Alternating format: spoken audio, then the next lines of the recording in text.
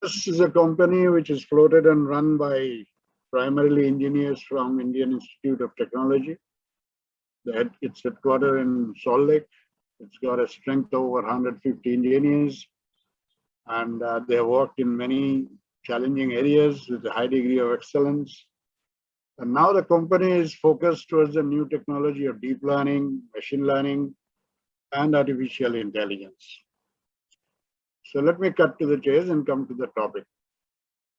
As most of us know, the process of piping design in the ship is an amalgamation of the structure, the machinery, and the process instrumentation diagrams of the vessel.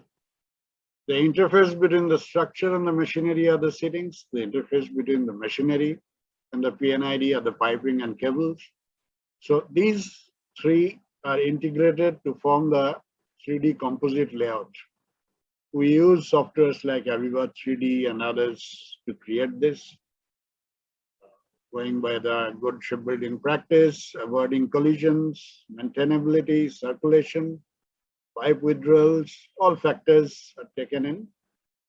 And once the 3D composite layout is satisfactory, we take out the pipe isometrics, which looks something like this, and which goes to the pipe shop. Pipes are manufactured, taken on board, and integrated into the system. Now, in this whole process, the typical errors that can happen are there may be mistakes at the time of designing the process diagrams. There may be people may miss out pipes and fittings while converting the PNID into 3D models. The incompatibility between drawing and bill of material, missing information in bill of material, which may affect the material procurement and planning.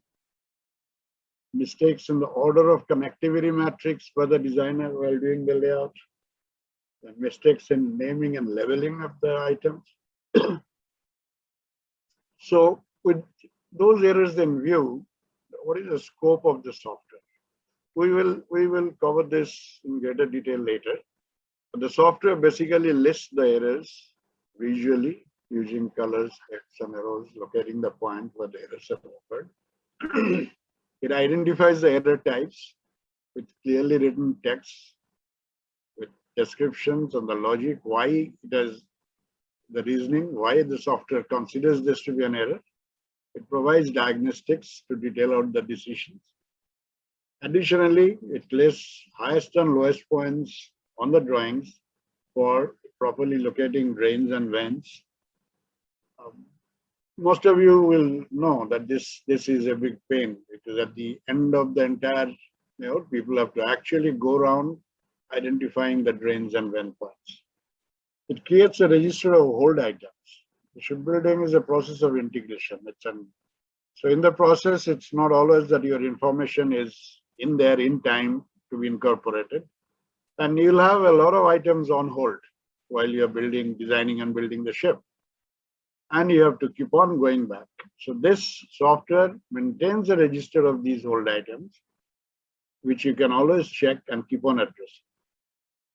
It creates an itemized bill of material for the project and matches it against a similar one for PNID creation. Now, in this software, this is the error list you saw in the last slide.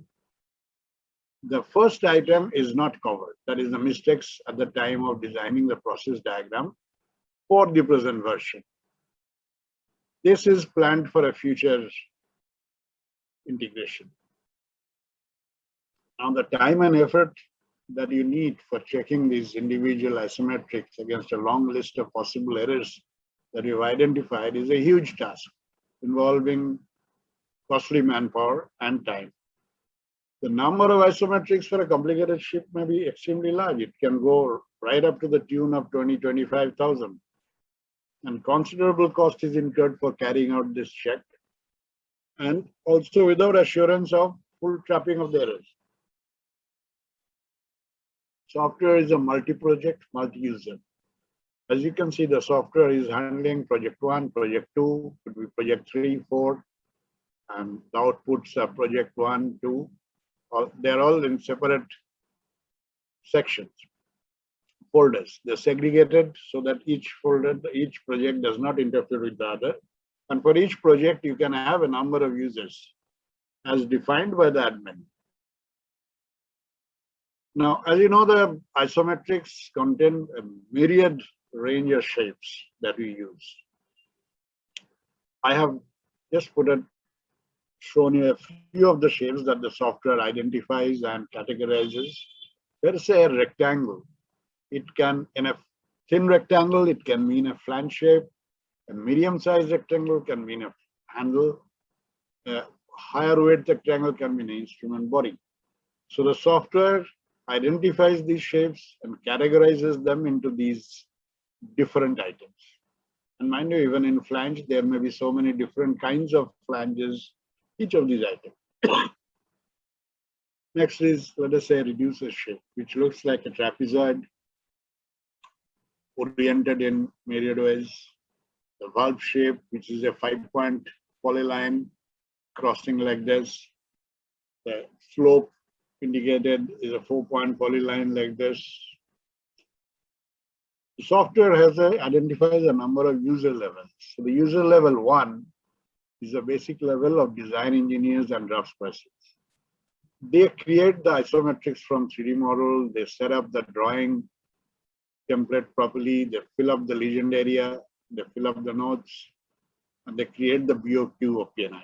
The user level 2 is just the higher level. They are the project leaders. They set up user level 1. Who is the team? And assigns workload to the user level 1 team, BOQ, and ultimately releases ISOs for production after the correction loops.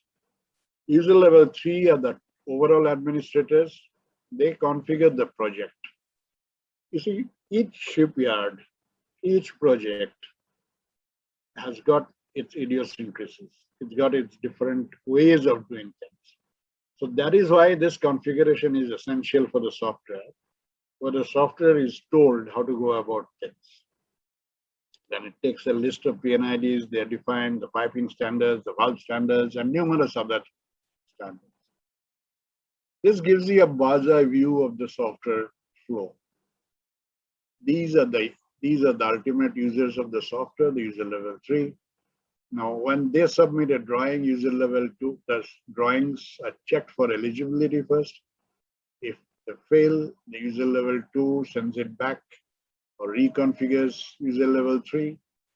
Ultimately, the drawings percolate down to the artificial intelligence engine, where the drawings are converted to machine readable format. The drawings are read and interpreted, which is very important.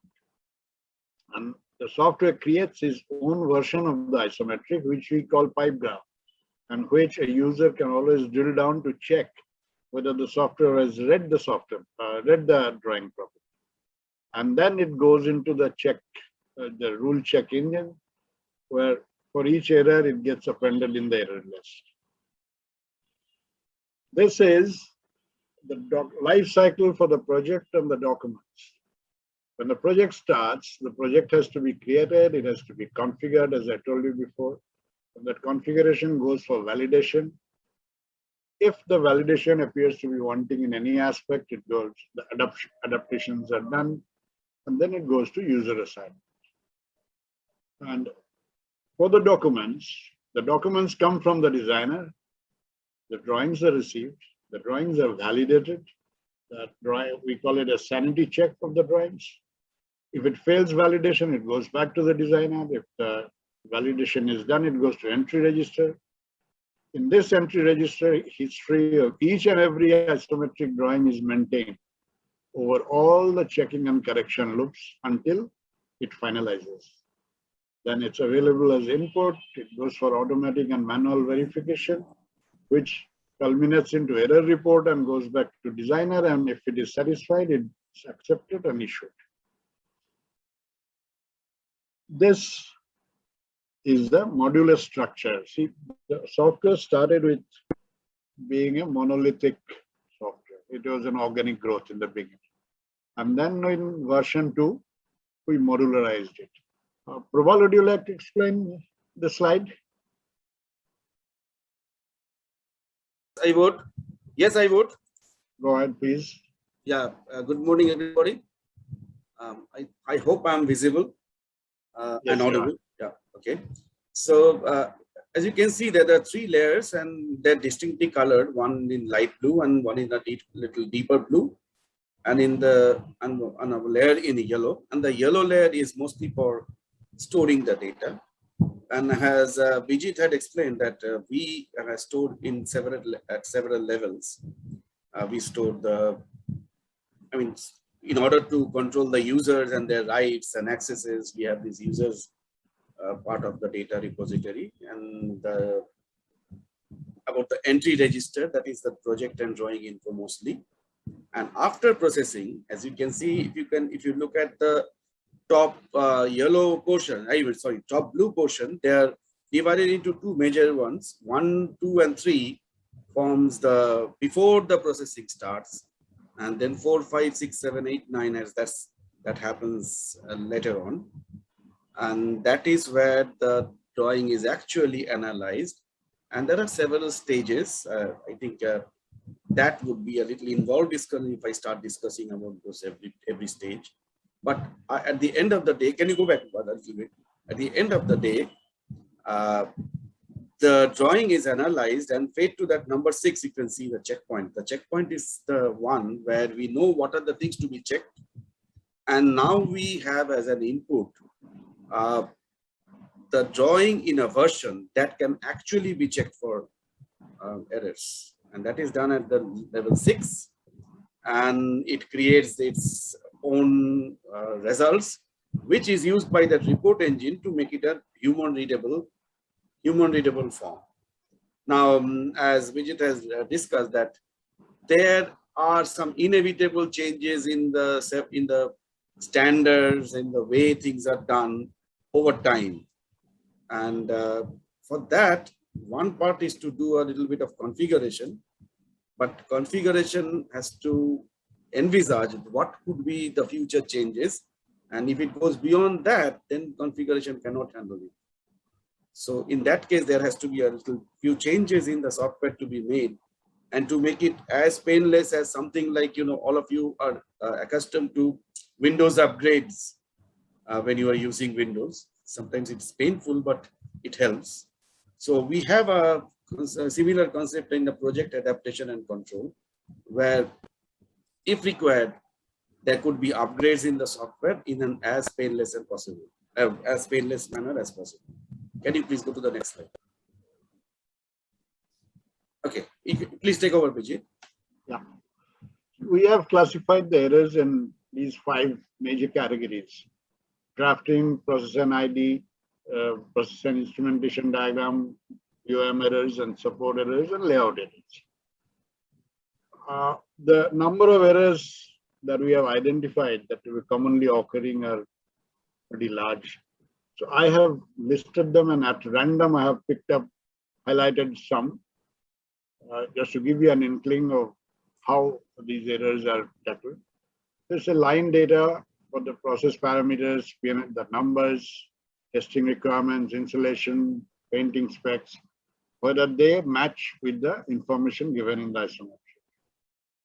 Now, each isometric continues to other isometrics. A particular isometric may be split into a number of sheets. So these continuities have to be collated properly. Now, if there are any holes that I've already mentioned, they're clearly marked. The cut length of the pipe for each pipe size are numbered and indicated properly. The equipment tags, actuated valves, manual valves, whether they are tagged properly. These are process and instrumentation diagram problems. The flow direction, including orientation of unidirectional components and globe valves, check valves are marked.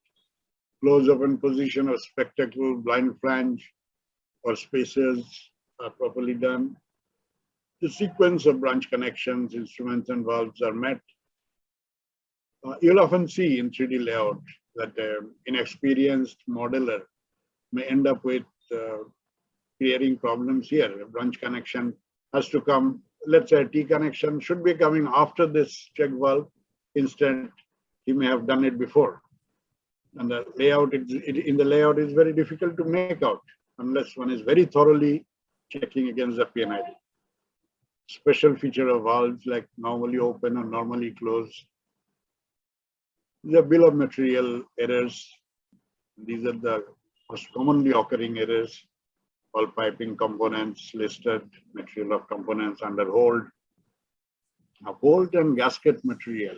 This is a very innocuous item, but it's a huge problem to tackle by the software, because each and every flange, each and every connection, the bolt, gasket, and nuts are to be collated. Supports error.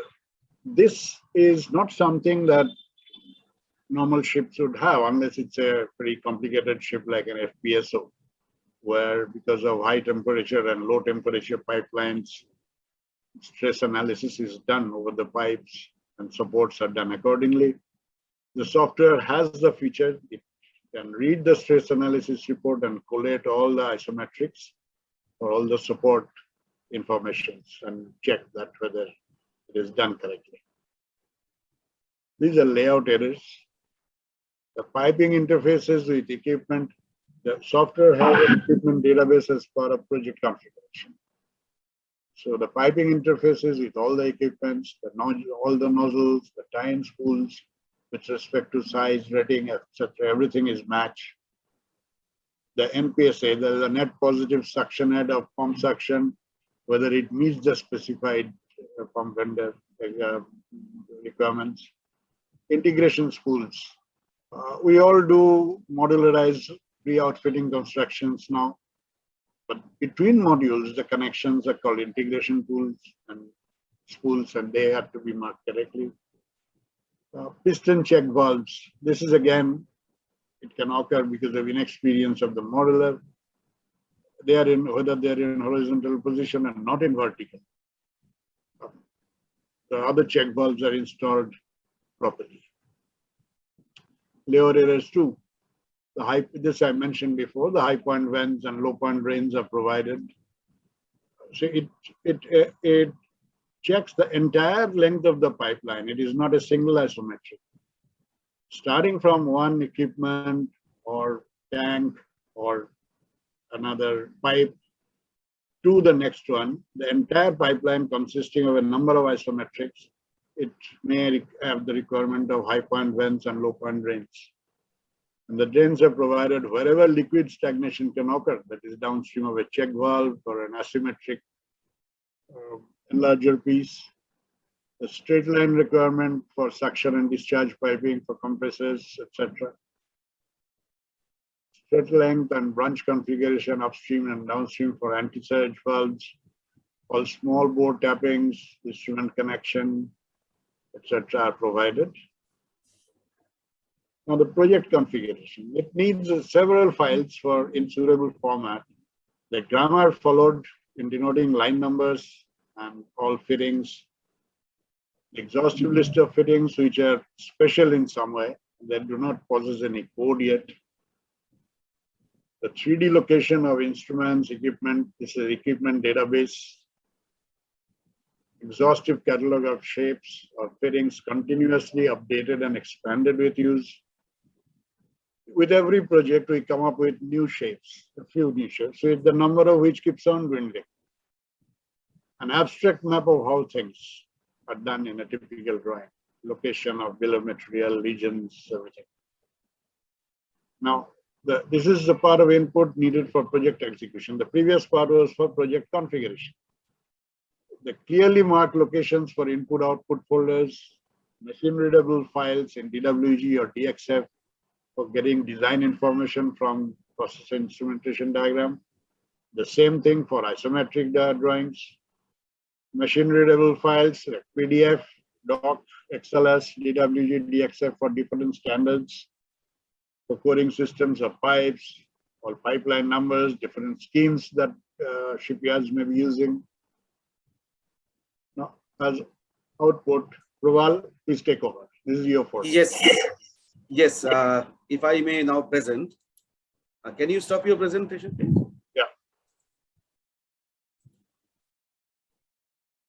can probably read out the list first. No, you will have to unshare because otherwise it's not allowing to share. Okay.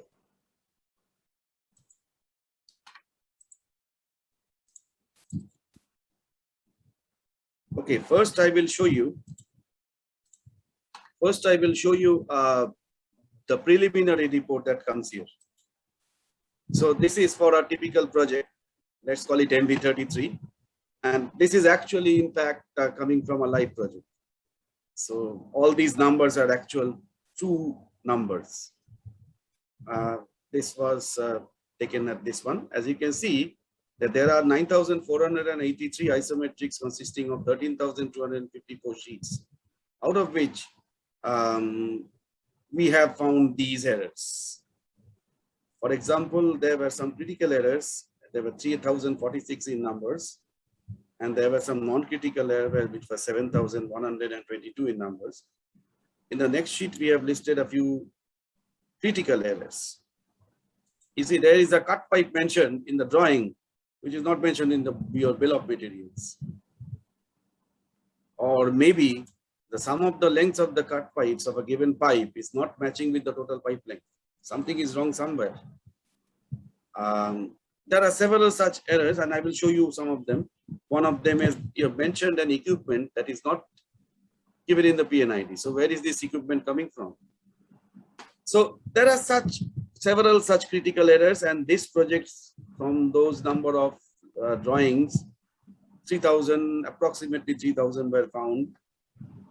Similarly, you have some non-critical errors, like as Vijit mentioned, that there is a valve where in the PNID something was given in the form of open or closed status, but nothing was given in the drawing. It could be the other one also. Something is given in the drawing, but it's not there in the PNID. So, well, this is not critical, but it's an error. Similarly, we have other things, but rather than that, I would like to show you a few drawings where the errors have been marked. Can you see my? Yes. Okay, I will just show you that our software has listed this one. You can see here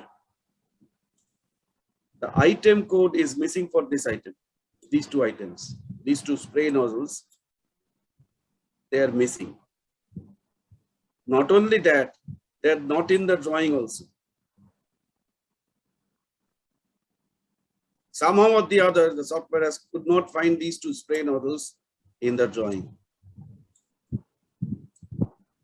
Same for these things. These were not found.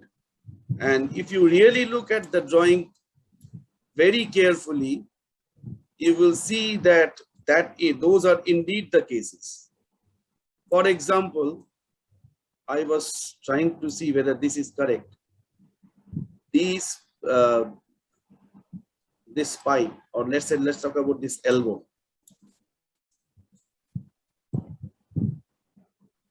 This elbow, which is item number 4.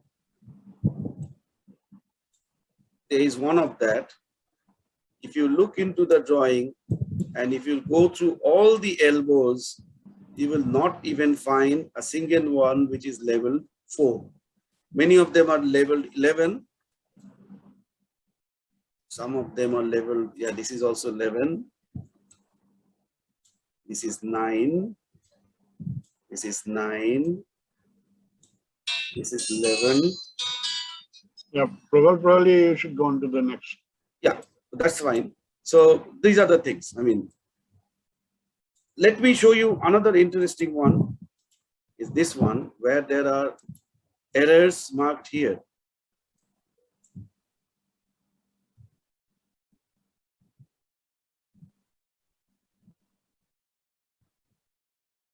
RTJ is a ring type joint and RF is a raised flange.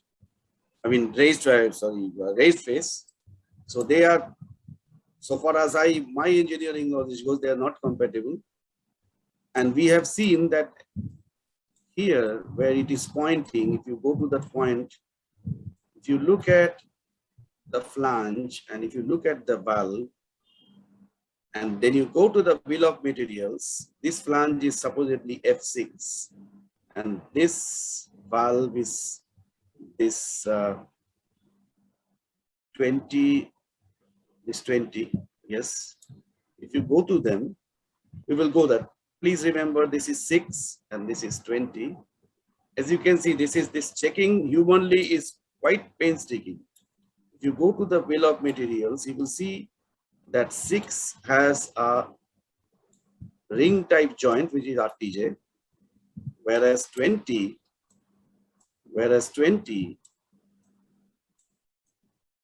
is a raised face. So they are not compatible. Similarly, here, one of the messages given is continuity missing the other side. That means a continuity has been mentioned here. Continuity has been mentioned here. It is mentioned here. But this drawing is not yet found. Maybe it will be found in the future, but till that point, the software says that the other side of this drawing is missing. I will show you another interesting one which comes here. Vijit, can you please explain this one? This one. These are nuts and bolts. No, this is not the nuts and bolts. This is the check valve flow direction. Oh, yeah. As you can see, the check valve has been used in a wrong direction, in a vertical mode. This should always be in a horizontal position. No, it could be vertical, but the flow should be upwards. Flow should be upwards, yes. We mentioned this. Shall we go to the next slide, Prabal? I think we are running out of time. Yeah, okay, fine. So I'm through with it. Okay. I'm actually through with it. I can stop my presentation.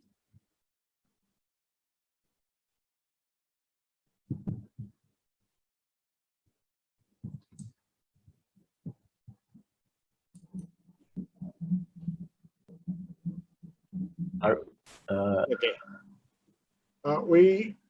Prabal has already explained all these output items.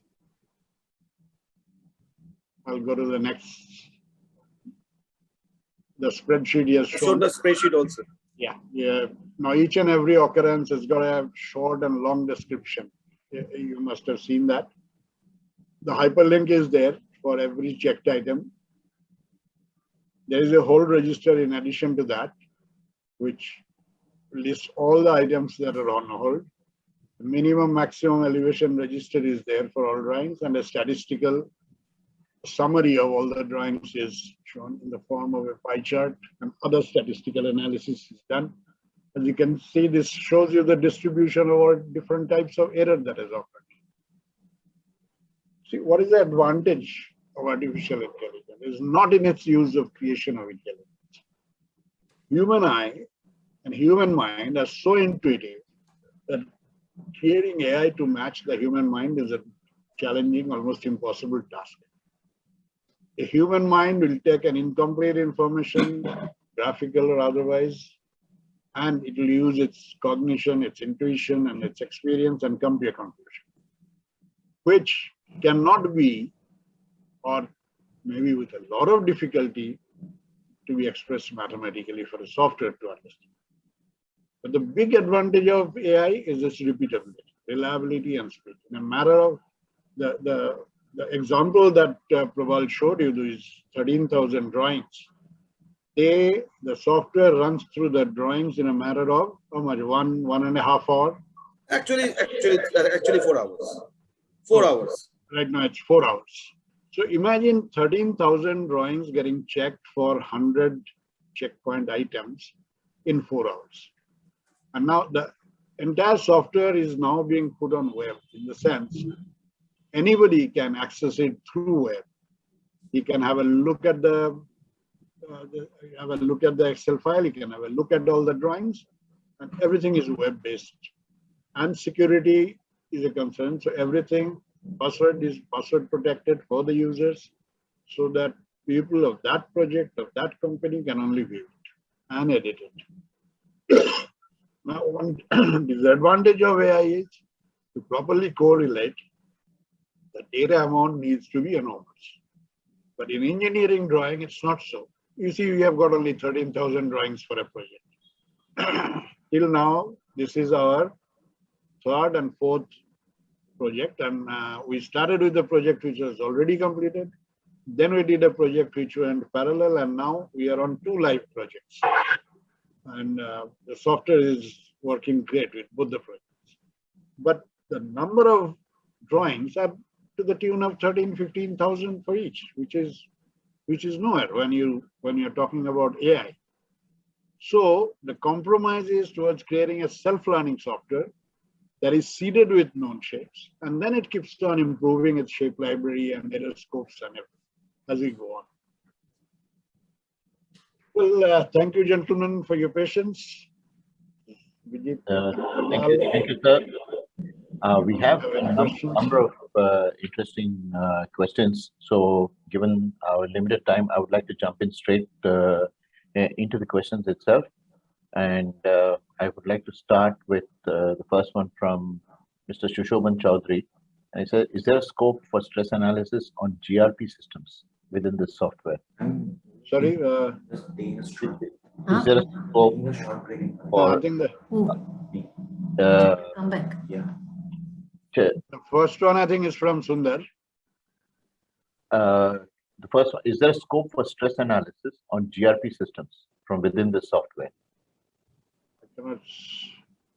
Of GRP systems, GRP pipes, yes.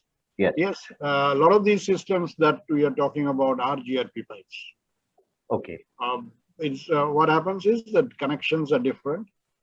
So they may be either flange connected or the GRP type of connections, the instrument connections will be different, and they are taken into the consideration. Okay. And the next one is from Jyotisman Dasgupta. The question is, PNIDs normally starts with a catalog, and these may vary. How are different catalogs accounted for in your system? The system in its present form, the PNID report is created from the PNID diagrams. In its present form, it does not read the PNID drawing, which is scheduled for our next version, which is coming out in about 3 months. Okay. But right now, the PNIDs are, the PNID report is created. Praval, can you show a PNID report? I can, but it is huge. Yeah, okay. It will take time to generate. Yeah, so that gives the entire catalog of a PNID. Okay, that's great. I'll move on to the next question. This is from Shushoban Chaudhary. Does the software take into account the testing scheme and the requirements of testing fluids like nitrogen, lube oil, fuel oil, etc.? Yeah. One of the features of the software is valve and fitting reconciliation, where it takes into account all the testing necessary for those particular valve, and they checks it against the criteria given in the isometric. Okay. And the test fluids are marked in the isometric drawings, and it's checked against the requirement of each and every individual PNID. Okay.